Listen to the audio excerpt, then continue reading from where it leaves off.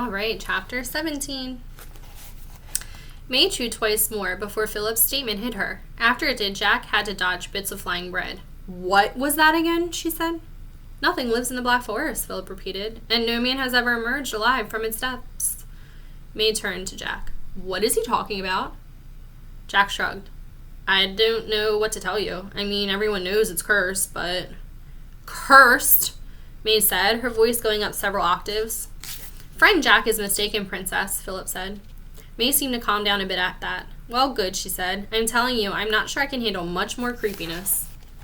The forest is not cursed so much as haunted, the prince finished. May just looked at Philip with disappointment, then sighed heavily and turned to Jack, throwing him a truly evil look. You knew this? She asked in a quiet voice. Well, kinda, Jack said, backing a bit away from her just to be safe. No one really knows what's in the Black Forest. I knew it wasn't going to be fun. Exactly. But that was it. And why doesn't anyone know what's in there? The princess asked, her voice still dangerously low. Jack inched even further away. Because no one's ever made it out alive? He squeaked. May stared at him for a good minute, then turned to Philip. So, you two were going to let me just walk in there? Philip put his hands up to calm her down. I believe this is the first I have heard of the plan to actually go into the forest. And I did bring up my concerns immediately upon hearing of our destination. Okay, that's true, she said to the prince. You are off the hook. Slowly, both of them turned to look at Jack. What? He asked, but May just glared at him. You really should have mentioned this to the princess, Philip told him, shaking his head. Thanks, Jack said sarcastically. You're a big help. He turned back to May. It's not like we had anything else going on, so we didn't exactly have a choice. Besides, who knows what's in the woods? All we know is that no one's made it out. Maybe that means there's some kind of paradise in there, something no one wants to leave. Or something doesn't let them leave, the prince said quietly. Hear that? May asked, nodding at the prince. We're all going to die in there, and when we do, guess who I'm going to blame? Jack's mouth dropped open. Listen, May, none of this was my idea. It was your grandmother who said... Don't you dare blame this on her, May exploded. You're supposed to be my guide here. Is that what I'm doing? Jack shouted back. I thought I was just here to get eaten every 10 minutes. If I may, Philip said, but both Jack and May ignored him. If I'm so little help, maybe you two should just go alone, Jack yelled. Maybe we should. Fine. Fine. Jack stood up and May turned her back to him. Neither said a word. Philip finally broke the silence. So go already, May shouted at Jack, interrupting the prince. Jack growled, then grabbed his bag from the ground and stomped over to the edge of the clearing. Enjoy your little royal expedition here, your majesty highness, Jack said bitterly. I'm so glad you found a prince to help you, princess. Now, Jack, Philip started again. But again, May shouted right over him. You've no idea what you're talking about, she yelled, jumping up to her feet and following Jack to the edge of the clearing. And your kiss was pathetic. Kiss? Philip asked, as Jack abruptly froze in place. Trust me, princess, Jack said without turning around. The feeling's completely mutual. Behind him, May growled in frustration. I can't believe I ever wanted your help, she screamed.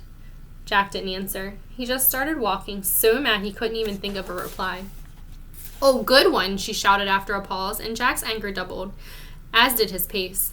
As soon as he was out of sight, though, Jack stopped and threw his grandfather's bag to the ground, mumbling and shaking his head about the stupidity of the princess. How moronic was she? How was he supposed to know exactly what was going on in the Black Forest when no one else did? Sure, he'd heard stories, just like everyone else. But who knew which of those was true? Just because the war with the animals had ended, there didn't mean the whole forest was cursed after all. Still, he might have said something. But why? It's not like he hadn't taken care of her up until this point. They'd done just fine on their own so far, and how could things get any worse than a man-eating giant, or a man-eating witch for that matter?